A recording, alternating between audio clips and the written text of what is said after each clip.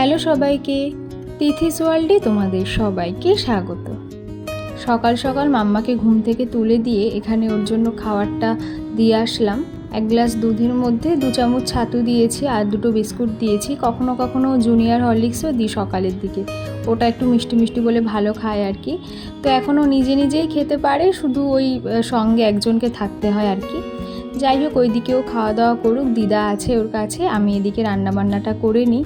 তো আজকে করছি গাঠি কচু আলু ভাজা।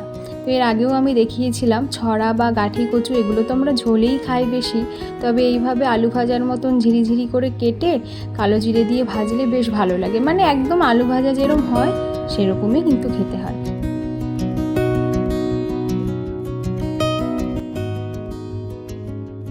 তো এদিকে গাঠি কচু ভাজা হয়ে গেছে, এবার করব টক ডাল। তো টক ডালটা আজকে করব ছোলা দিয়ে, মানে ছোলার ডাল দিয়ে। সেই জন্য ভালো করে ছোলার ডালটাকে সিদ্ধ করে নিয়েছিলাম, তারপরে 5 ফোড়ন দিয়ে এর মধ্যে তেঁতুলের যে কাতটা ছিল সেটা একটু ভালো করে কষিয়ে নিলাম, তারপরে এর মধ্যে ডালটা দিয়ে দেবো। তেঁতুলটা পরে দিলেও হয়, কিন্তু আগে দিয়ে দিলে পরে তেঁতুলের যে একটা গন্ধ থাকে সেটা চলে যায়। আর এই টক ডালটা না নিরামিষ দিনে খেতে আরও বেশি ভালো লাগে। তো ডালও আমার হয়ে গেল, এবার করব মাছের মাথা দিয়ে মুড়ি ঘন্ট। একটু অন্যরকমভাবে করব, তোমাদেরকে দেখাবো। আর মাম্মার জন্য মাছের ঝোল করে রেখেছি, আমাদের জন্য করব মুড়ি ঘন্ট। মাছ আনলে পরে না আমরা মাথাগুলোকে রেখে দিই, তারপরে সপ্তাহে ওই একদিন তো মুড়ি ঘন্ট হবেই সেই মাথা দিয়ে। সেই জন্য দেখো কাতলা মাছ রয়েছে, তার সাথে আবার 2টো বোয়াল মাছের মাথাও রয়েছে, মানে মিলিয়ে মিশিয়ে থাকে আর কি। তো এদিকে মশলাও করে নিয়েছি, আদা রসুন টমেটো পেঁয়াজ লঙ্কা সব দিয়ে একবারে মিক্সিতে পেস্ট করে নিয়েছি, আর আলুটাকেও ছোট ছোট করে কেটে নিয়েছি। আর ওই যে বলছিলাম তোমাদেরকে দেখাবো কিভাবে মুড়ি ঘন্টটা করি। তো মুড়ি ঘন্টতে সাধারণত দেয় গোবিন্দভোগ চাল, কিন্তু যদি গোবিন্দভোগ চাল না থাকে তাহলে চিড়ে দিয়েও তোমরা মুড়ি ঘন্ট করতে পারো। সেই ক্ষেত্রে চিড়েটাকেই হালকা তেলে একটু নাড়াচাড়া করে এইভাবে মুচমুচে করে ভেজে নিতে হবে, অল্প তেলেই ভেজে নিতে হবে, একটু মিডিয়াম ফ্লেমে। তারপরে যেইভাবে আর কি বাকি রান্নাটা হয় আর কি, মাছের মাথাটা ভেজে নিয়ে তারপরে 5 ফোড়ন বা জিরে ফোড়ন দিয়ে আলুটাকে মশলার সাথে ভালো করে কষিয়ে নিয়ে মাছের মাথাটা দিয়েও আবার কষিয়ে নেব। তারপরে একটু বেশি পরিমাণে জল দিয়ে নেব, কারণ যেহেতু মুড়ি ঘন্টে চাল দিই অথবা চিড়ে দিই, পরে কিন্তু ওটা টেনে অনেকটা শুকিয়ে আসে, যেহেতু চিড়ে বা চালটা অনেকটা ঝোল টেনে নেয়, সেই জন্য একটু পাতলা করে করব। তো ভালো করে কষিয়ে জল দিয়ে ফুটিয়ে নিয়ে যখন সব সিদ্ধ হয়ে যাবে, নামানোর আগে দিয়ে ঘি গরম মশলা, আর তখন দিয়ে দেব ওই ভেজে রাখা চিড়েটা। তো চিড়েটা দিয়ে আর ফোটানো যাবে না, তাহলে একদম কাদা কাদা মতন হয়ে যাবে। চিড়েটা একটু ঝোলের সাথে মিশিয়ে নিয়েই গ্যাসটা বন্ধ করে দিলেই হবে। কিছুক্ষণ পর এই ঝোলটা একটু টেনে বসে যাবে। তো আমরা যেহেতু একদম মাখা মাখা খাই না, সেই জন্য একটু ঝোলটা বেশিই রেখেছি। যদিও মুড়ি ঘন্টটা গোবিন্দভোগ চালেই বেশি ভালো লাগে ওই গন্ধটার জন্য আর কি, তবু এইভাবে চিড়ে দিয়ে তোমরা করে দেখো, এটাও খেতে খুব ভালো লাগে।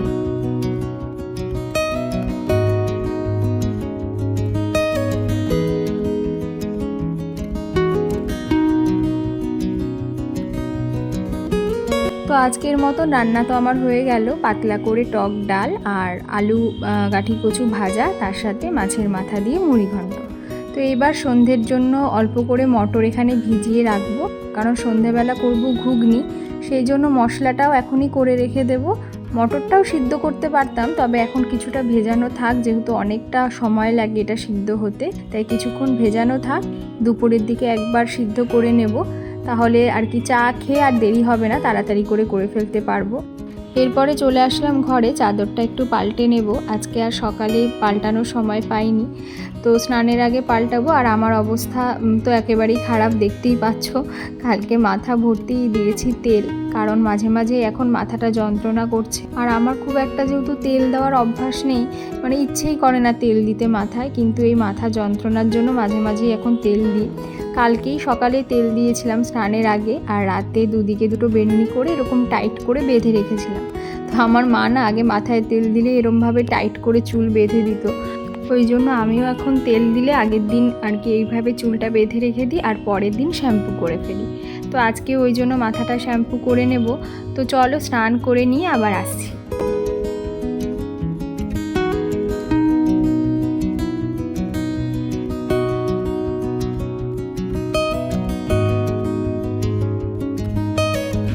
স্নান করেই প্রতি বছরের যে একটা কাজ থাকে মানে জামা কাপড়গুলোকে রোদে দেওয়া, সেইটা আজকে করেই ফেললাম। কারণ এখন তো যা দেখছি বৃষ্টি থামার কোনো নামই নেই, মানে এই রোদ তো এই বৃষ্টি।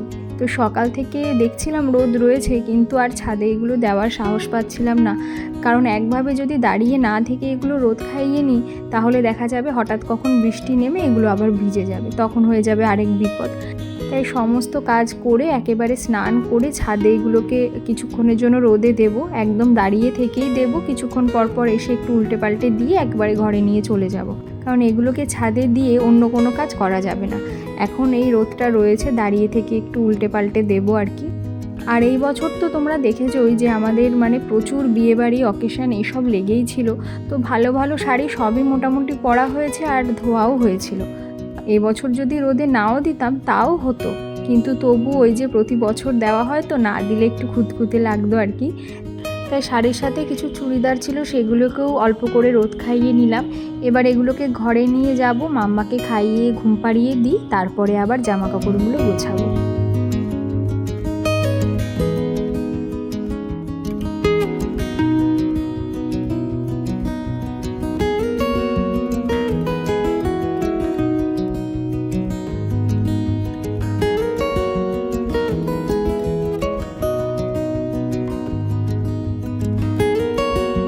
এই যে ছাদের থেকে নিয়ে বিছানায় রেখে দিয়েছিলাম, এখন খাওয়া দাওয়া করে দুপুরবেলা অনেকটা সময় হাতে রয়েছে। এবার এগুলোকে একেবারে আলমারিতে গুছিয়ে তুলে রাখবো।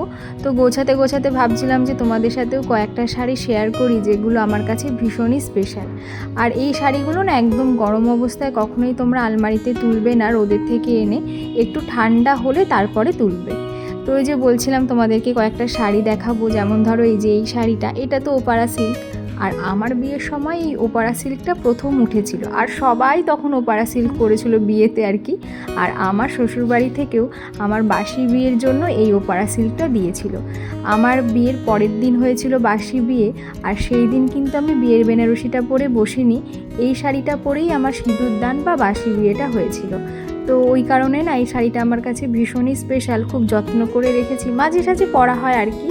তো আরও একটা শাড়ি তোমাদেরকে দেখাই। এই যে শাড়িটা, এইটা হলো আমার জীবনের প্রথম আমার নিজস্ব শাড়ি। কারণ আমার না একটু ছোট থেকে শাড়ি পরতে খুব ভালো লাগে। তো তখন মা কাকিদের থেকে নিয়ে বিয়েবাড়ি বা আর কি সরস্বতী পুজোয় তো পরতাম শাড়ি, কিন্তু বাবার কাছে বায়না করতেই থাকতাম একটা শাড়ির জন্য। কিন্তু বাবা একদম দিতে চাইতো না, বলতো শাড়ি তো সারা জীবনই পরতে পারবি। তো সেই বায়না মেটাতে মেটাতে ওই ক্লাস 11-12 যখন পড়ি, তখন একবার পুজোয় বাবা এই শাড়িটা আমাকে দিয়েছিল।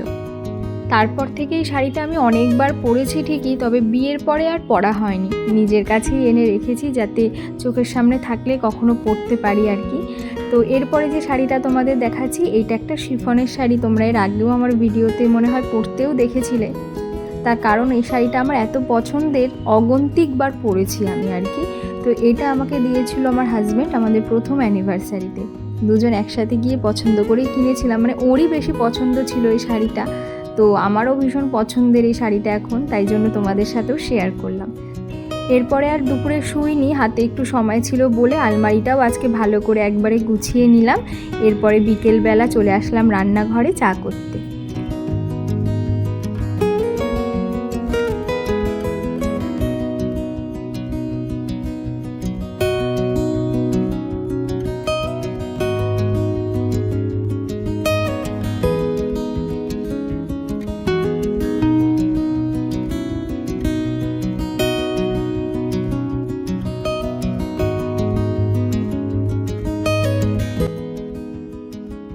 আমাদের বাড়িতে ঘুগনিটা মাঝে মাঝেই হয়, মাই বেশিরভাগ দিন সন্ধেবেলা ঘুগনি করে, আর নয়তো আমি চাউমিন করি। তো আজকে ঘুগনি করার কারণ হচ্ছে যে সকালবেলা আজকে জানতে পারি 2 দিন আগেই বাবার জন্মদিন চলে গেছে, আমরা মিস করে গেছি। সেই জন্য বাবার কাছে আমরা আবদার করেছি যে আমাদের বিরিয়ানি খাওয়াতেই হবে। তো বাবা এক কথাতেই রাজি হয়ে গেছে যে ঠিক আছে, তাহলে আজকে আর রাতে কিছু করতে হবে না, আসার সময় আমি বিরিয়ানি নিয়ে আসবো। ভালোই হলো, আজকে আর রাতের জন্য কোনো রান্নার ঝামেলা নেই। আর ঘুগনিটাও এদিকে আমার হয়ে গেছে, শেষে একটা ভাজা মশলা দিলাম, এটা বাড়িতেই দিদা বানিয়েছিল, খুব ভালো হয় এটার টেস্টটা রান্নায় দিলে, বা নিরামিষ তরকারিতে দিলেও ভালো লাগে। এর মধ্যে রয়েছে গোটা গরম মশলা, গোটা মৌরি, ধনে, জিরে, তারপরে শুকনো লঙ্কা, এই সব কিছু কড়াইতে একটু নাড়াচাড়া করে মিক্সিতে ভালো করে গুঁড়ো করে নিয়েছে। যে কোনো নিরামিষ তরকারি কিংবা ঘুগনি অথবা তরকাতেও এই মশলাটা দিলে খুব ভালো হয় গন্ধটা।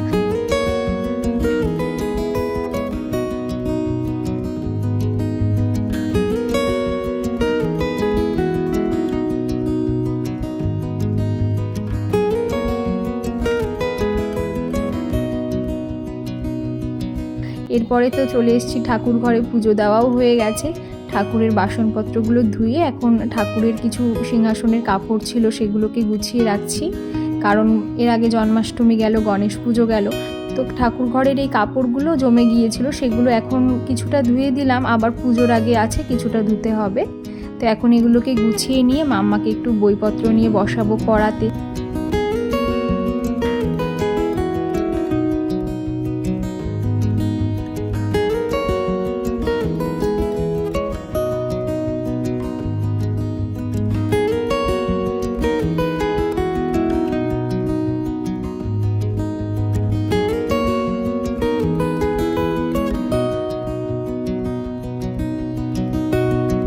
আর দেখো নিচে এসে মাম্মার কাণ্ডটা, দিদা প্রতিদিন যখন এরকম ব্যায়াম করে ও কিন্তু এটা লক্ষ্য করে খেলা করতে করতে যে কি কি ব্যায়াম করছে। প্রতিদিন আমাদের কাছে দেখাবে এরকমভাবে যে বা এইভাবে ব্যায়াম করে, ওইভাবে ব্যায়াম করে। তো দিদা আজকে ওকে নিয়ে বসে বলছে চল আমার সাথে ব্যায়াম করবি, বলছে হ্যাঁ। তো দুজন মিলে এখন ব্যায়াম করছে আর কি, মানে বিরিয়ানি খাওয়ার আগে ব্যায়ামটা করে নিয়ে পেটে জায়গা করে নিচ্ছে দুজন। তো যাই হোক, ওদিকে বাবাও চলে এসছে গরম গরম বিরিয়ানি নিয়ে, এখন সবার জন্য বেড়ে নেব। আর আজকের ভিডিওটা এখানেই শেষ করছি। কেমন লাগলো ভিডিওটা অবশ্যই কিন্তু জানিও। যদি ভালো লেগে থাকে একটা লাইক করো, আর যারা যারা আমার চ্যানেলটা এখনও সাবস্ক্রাইব করোনি তারা প্লিজ আমার চ্যানেলটা সাবস্ক্রাইব করে আমার পাশে থেকো। আবারও খুব তাড়াতাড়ি দেখা হচ্ছে নতুন ভিডিওতে। সবাই ভালো থেকো, সুস্থ থেকো। Thank you. কি এনেছে দাদা, কি এনেছে? না না, ওটা কি, ওটা প্যাকেটে বিরিয়ানি। তুমি খাবে? দাদা বিরিয়ানি কেন এনেছে বলো তো? খাবে তো, কেন এনেছে বলো? আজকে কি? কার? তুমি দাদাকে কি বলেছো?